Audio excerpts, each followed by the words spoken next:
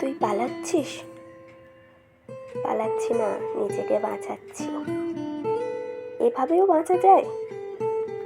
যদি না বাঁচি তাহলে প্রতিটা সম্পর্ক আমার শ্বাসরোধ করবে। এতটা কঠোর কেন হয়ে গেলি? তুই তো এমন ছিলি না। আমি আগেও কঠোর ছিলাম না, এখনো নেই, কিন্তু মানুষকে অকারণে ছুঁয়ে দেখার দিন শেষ। এখন যা দেখি তার গভীরে যেতে পারি না, আর যা অনুভব করি সেটা কাউকে বোঝাতে চাই না।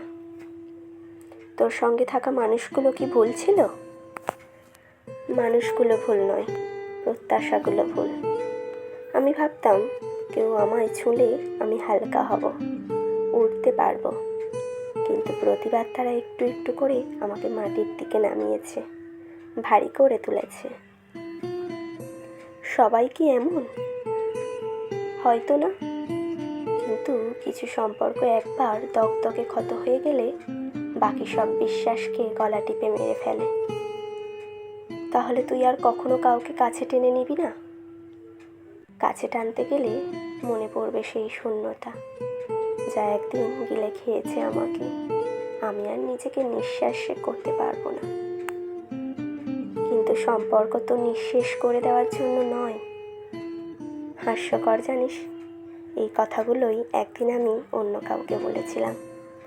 তারপর বুঝলাম আমার বলা কথাগুলোই একদিন আমার বিরুদ্ধে দাঁড়াবে। তাহলে এখন তুই কি করবি? শিখব কিভাবে সম্পর্কগুলোকে ছুঁয়ে না গিয়েও টিকে থাকা যায়। অভিমান পাহাড়ের মতো জমে গেছে বুকে, কিন্তু আমি তো পাহাড়ের মানুষ নই। আমি হাওয়ার মেয়ে। একদিন ঝড় হয়ে উড়ে যাব, বিন্দুমাত্র স্মৃতিও রেখে যাব না।